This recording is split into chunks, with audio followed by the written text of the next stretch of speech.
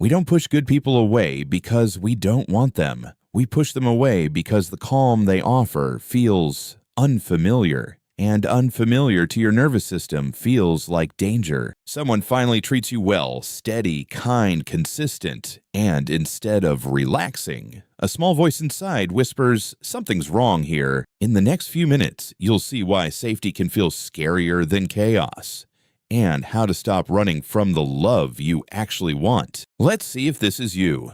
When things are going well in a relationship, you get uneasy instead of happy. You wait for the catch, the other shoe, the moment it all falls apart, because in your experience, it always did. When someone gets close, you find flaws you didn't notice before. Suddenly, the way they chew, the way they text, feels unbearable. You start tiny fights over nothing. You go quiet. You pull back. And you tell yourself you just need space. You test them, not on purpose. You just push a little to see if they'll stay. And a part of you is almost disappointed when they do. The kinder they are, the more trapped you feel, like their love is a room with no exit. If any of this sounds familiar, you're not broken. You're running an old program. Let's open it up.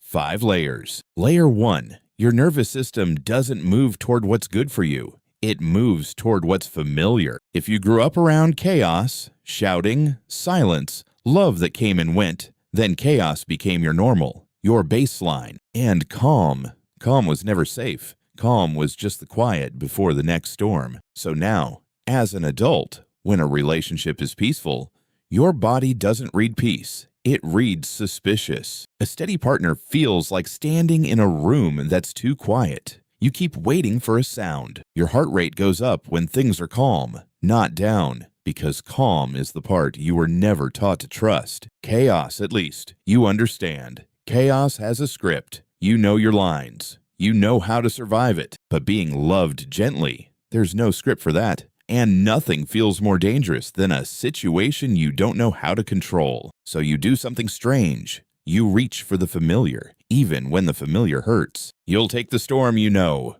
over the stillness you don't. This isn't weakness. It's a nervous system doing exactly what it learned, protecting you from a threat that isn't there anymore. Layer 2. When calm feels wrong, you don't sit with it.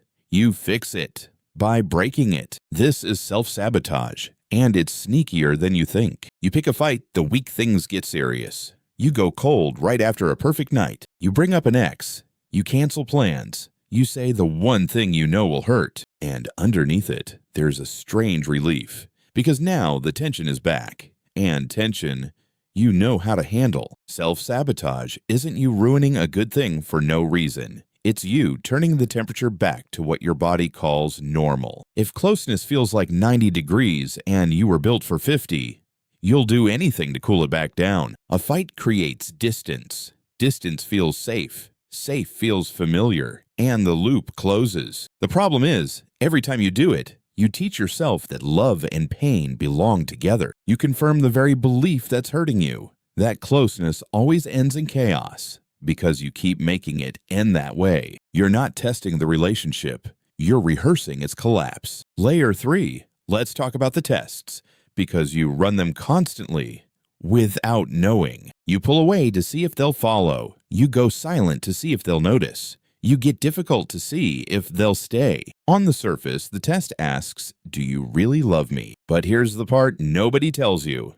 That's not what the test is really for. You're not trying to find out if they'll leave. Some part of you already believes they will. The test isn't about them staying. It's about controlling when they go. If you push them away first, on your terms, then the leaving is something you did, not something that happened to you. A goodbye you caused hurts less than a goodbye you didn't see coming. At least that's the deal your younger self made. So you break your own heart early to avoid the terror of it being broken by surprise. It feels like protection. It's really a slow, quiet way of losing everything you wanted. And the cruelest part, the people who pass every test often get pushed the hardest because the safer they are, the more they scare you. Layer 4, the cost, and it's heavier than it looks. Every push has a price, and you pay it long after the moment passes. Eventually, even patient people get tired. You can only reach for someone who keeps stepping back for so long. So one day, they stop reaching, and the abandonment you spent years bracing for finally arrives. But it didn't come out of nowhere. You built it, brick by brick, test by test. This is the trap. You feared being left, so you left first, again and again, until someone finally believed you. It becomes a prophecy that proves itself. See?